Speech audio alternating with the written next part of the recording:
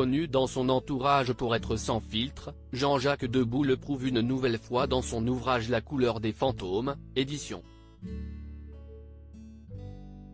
Talent Édition. L'auteur-compositeur de 82 ans y raconte grand nombre d'anecdotes passionnantes, mêlant des stars de l'époque et liées. La trahison de Sylvie Vartan, la folie de Serge Gainsbourg mais pas seulement, car les frères Igor et Grishka Bogdanov ont eux aussi croisé la route du mari de Chantal Goya, qui a même aimé une femme un peu allumée en commun avec Grishka.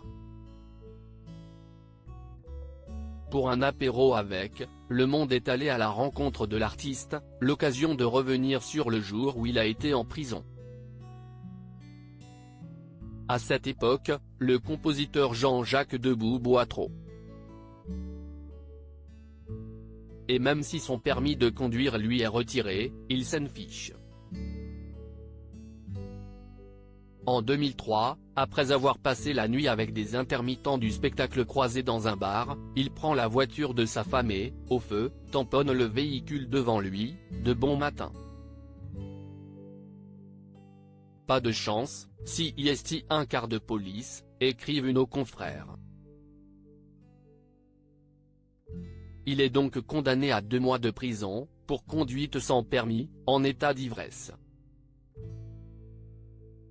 Et Jean-Jacques Debout est envoyé à la prison de la Santé.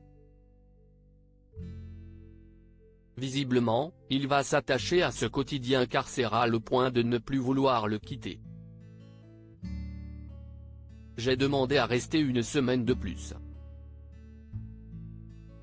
On m'a mis dans la cellule libérée le matin même par Maurice Papon, et j'ai obtenu des cartons pour ne pas avoir à poser ma tête au même endroit que lui, confie Jean-Jacques Debout. En fait, la prison m'a sauvé.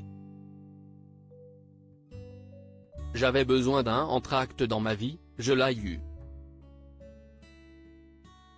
Alors que la canicule s'abat sur la capitale française, il profite de la fraîcheur offerte par les murs épais de la Santé et se lie d'amitié avec des prisonniers comme Alfred Sirvin.